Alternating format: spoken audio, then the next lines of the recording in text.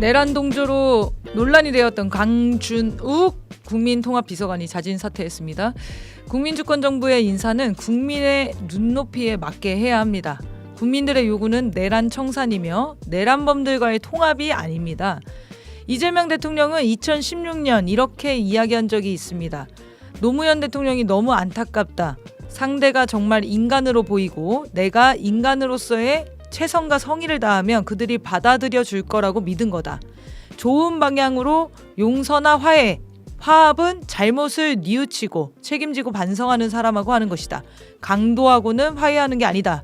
불법 범죄를 저지른 부정, 불합리한 집단 인간들하고는 화해하는 게 아니라는 거다. 이 생각이 바뀌지 않았다는 것을 보여주기 바랍니다.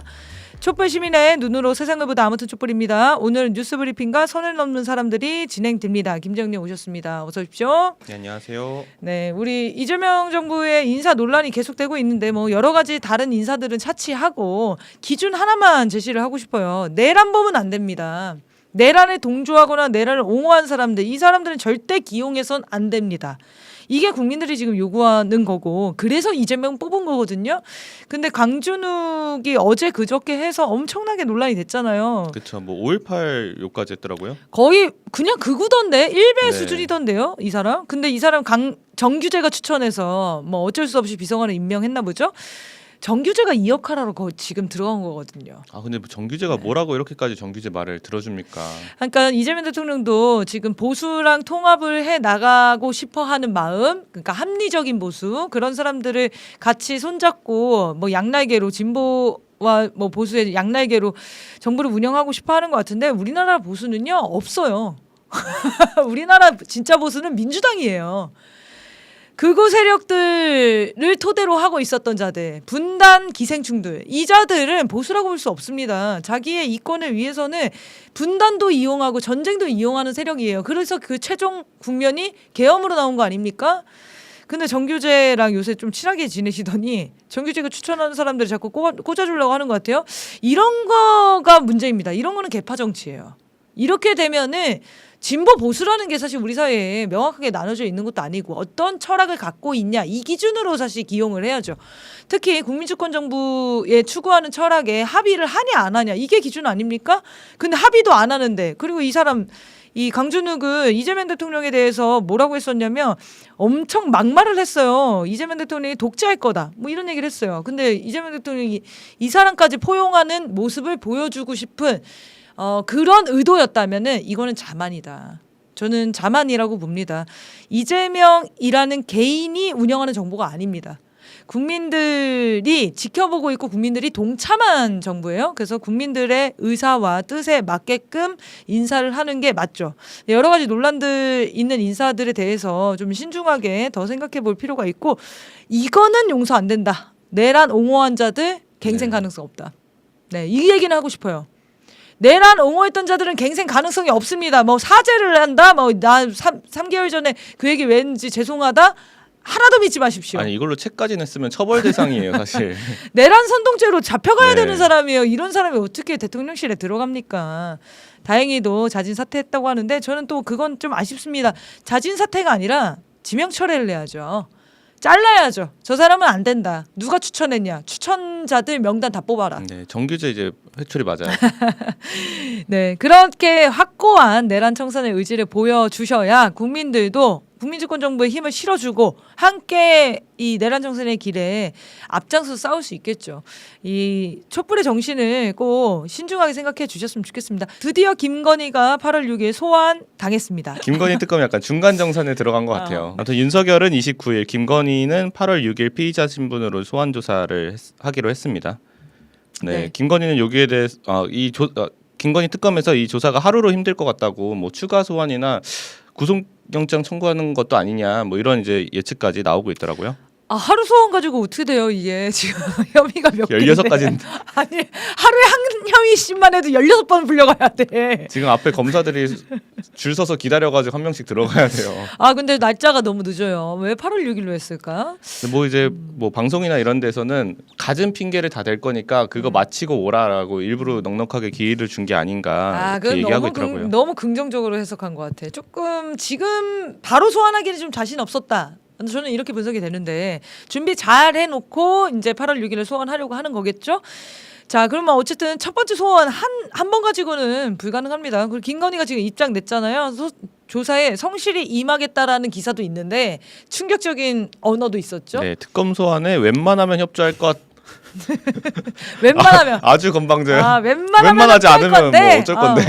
그러니까 어쩔 건데. 수사기관에서 불러서 조사를 받는 거는 피의자 신분으로서는 당연히 법을 지켜야 되는 임무가 있는 거예요.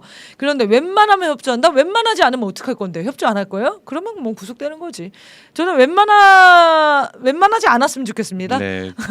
김건희 측에서 뭐 조사받을 혐의 사실이 지나치게 많으면은 방어권 보장 안 된다. 방어권 보장 차원에서 특정해 줄 것을 요청할 예정이다. 뭐 이런 식으로 바꿨는데 너무 열받잖아. 네. 그럴 거면은 16가지 범죄를 저지르지 말았어야지. 범죄 사실이 많은데 뭐 그러니까 어쩌라고. 자기가 범죄를 각종 영역으로 다 벌려놓고 조사받을 혐의가 너무 많으면 나는 이거는 협조 못 하겠는데 이런 말도 안 되는 뻔뻔한 놈이 어디 있습니까? 자, 그래서 질의응답 정해달라는 거예요. 나 이 수사만 받을 거니까 어떤 조사할 건지 질문지를 보내. 이거 지금 무슨 인터뷰하러 갑니까? 범죄자 주제. 자, 김건희 8월 6일 소환됐는데 소환되자마자 나오지 못하게 잡았으면 좋겠어요. 네, 기다려지네요. 유흥식 추기경 사실 교황 뭐 후보로도 올라가는 거 아니냐 이렇게 예상이 될 정도로 훌륭하신 분이죠. 근데 이분이 DMZ를 한번 방문해보고 싶어 한 것 같아요. 천주교 인사들과 함께. 그런데 이거를 유엔군 사령부에서 출입 승인을 하지 않았다는 거 아닙니까? 네, 허가를 안 내줘서 방문을 못했습니다. 근데 여러분들 이제 그 생각이 드실 거예요. DMZ의 허가를 왜 유엔사가 하지? 우리나라 땅이잖아. 그렇죠. 네. 다들 아시다시피 주권 국가라고 하면은 그 주권 국가의 영토에 대해서 독립적인 주권을 행사할 수 있는 거 아닙니까? 그러니까 이 영토에 대한 최고 권한을 가진 국가가 주권 국가잖아요. 그럼 대한민국은 주권 국가이기 때문에 대한민국의 영토에 대해서 최고의 권한을 행사하는 유일한 그 국가 아니겠습니까? 근데 유엔군 사령부가 우리 땅에 대해서 명백한 우리 영토에 대해서 자기들이 최고 권한을 가지고 있는 것처럼 굴고 있다는 거죠. 우리 유엔사가 승인하지 않으면 너희는 DMZ 안으로는 들어올 수가 없어. 이걸 통해서 권력 관계를 확인해 주는 거 아닙니까? 네. 그리고 이게 한두 번이 있었던 일이 아니잖아요. 네, 맞습니다. 그러니까 유엔사니까 사실 유엔에서 만든 조직일 줄 알아요. 그렇지, 뭔가 다국적 군대 같잖아. 네, 유엔의 허가를 받고 유엔에 의해서 유지되는 그런 느낌을 받는데 전쟁을 막 평화를 막 유지하고 막 맞습니다. 그거를 조율하는 사람들 같아 보여요. 네, 유엔 평화유지군 이런 거 생각나잖아요. 근데 이게 다 거짓말이라는 겁니다. 일단 유엔이라는 명칭을 임의로 도용을 하고 있어요. 유엔이 허가해 준 적이 없는데 유엔이라는 명칭을 지금 쓰고 있는 거고요. 실제 유엔과는 아무런 공식적 관계가 없는 그냥 미국의 군사 조직입니다. 종합해 보면 유엔과는 아무런 관계가 없는 유엔 호소 조직, 유엔 찬칭 조직이라는 겁니다. 유엔 호소 조직. 네, 유엔 호소 조직이에요. 네. 그럼 본질은 뭐냐? 그냥 가짜 미군이에요, 유엔사? 미군. 네, 맞습니다. 네. 미국한테 이런 식으로 미국이 나오면은 좋아. 그럼 우리도 받아낼 것들은 다 받아내야겠어 라고 하면서 청구서를 진짜로 쫙 정리를 하셨는데 너무 정리를 잘하셨더라고요. 먼저 첫 번째는 그 용산, 평택, 동두천, 대구, 군산, 오산 전국 곳곳에 미군 기지가 정말 많지 않습니까? 이 기지 사용료를 청구하자는 겁니다. 네. 평택 미군 기지의 그 가치를 깎아서 사조라고 잡는다면 용산 미군 기지는 어떻습니까? 서울의 정중앙 금싸라기 땅 아닙니까? 그쵸? 근데 이런 것들을 이제 다 값어치를 매기면은 매년 10조 원 이상은 받을 수 있지 않겠냐? 아무리 못 잡아도. 여러분, 우리나라 돈이 없는 게 아니에요. 안 받아서 없는 거야. 안 받아서. 지금 이제 재정 건전성 뭐 이런 이야기 하지 않습니까? 근데 지금 어떻게 하면 세수를 더 확보해서 우리 국민들을 위해 쓸 수 있을까? 이런 고민을 정부에서 또 많이 하고 있을 텐데요. 이제 세고 있는 그 부자 세금 걷는 거랑 이렇게 세고 있는 받지 못하고 있는 세금을 걷어서 우리 국민 복지를 위해 쓸 수 있는 거 아니겠습니까? 두 번째, 지난 시간에도 말했는데요. 45년 동안 체납하고 있는 미 대사관 임대료를 지불하라는 겁니다. 이게 연간 23억으로 지금 추정이 되고 있고 2025년 기준으로는 이미 1,000억 넘게 체납이 되어 있는 겁니다. 그래서 이제 한 번에 돌려받으면 1,000억, 그다음에 해마다 23억 이상씩은 우리가 받을 수 있지 않을까 싶은 거고요. 이것도 어마어마하네. 네, 근데 이제 미 대사관 임대료만 안 내고 있었던 게 아니라 좀 황당한 일이 있어요. 용산 미군 기지 내에 미국 대사관 직원 숙소, 일반 용역 사무실 같은 걸 만들어놨어요. 네. 그러니까 대사관 직원들이 미군 기지를 그냥 임의로 사용을 하고 있는 거예요. 이 미대사관 직원 숙소에 얼마나 사용료가 들어갔을 건가? 2000년 한나라당 의원 너무 옛날이죠. 2000년도를 기준으로 해서 연간 89억 9천만 원이라는 와, 거예요. 이것도 어마어마하구나. 지금으로 따지면 한 150억도 넘겠는데요? 그러니까 연마다 150억, 100억 넘는 돈이 미 대사관 직원 숙소 비용으로 네. 지금 쓰이고 있다는 거죠. 네. 그럼 세 번째로 좀 넘어가서 주한미군한테 제공해온 여러 특혜를 폐지하자는 건데 그 폐지의 첫 번째로서 전기요금, 가스요금, 세탁비, 청소비까지 우리가 부담을 하고 있었다는 겁니다. 이걸 제공하지 말아야 된다는 겁니다. 아, 이 정도면 상점 받들고 사는 거 아닙니까? 아니 주한미군 세탁비를 왜 대한민국이 내줍니까? 세탁비를 야, 너무 짜치잖아. 그러니까 세탁비까지 내줘야 되는 거예요? 너무 황당하죠. 주한미군이 일절 돈 한 푼 쓰고 있지 않다는 얘기입니다. 여기서 우리나라의 네. 모든 땅과 시설들을 다 공짜로 이용하면서. 그러니까 한국이 주는 방위비 분담금에 전기료랑 가스료로 사용하게 되어 있다는 거예요. 네. 그럼 결국은 주한미군이 내는 게 아니라 우리 국민의 혈세를 가지고 주한미군 전기료, 가스료를 내주고 있다는 거고 이 사용량이 어마어마합니다. 사용량이 너무 충격적이에요. 전기 사용량이 880억 원.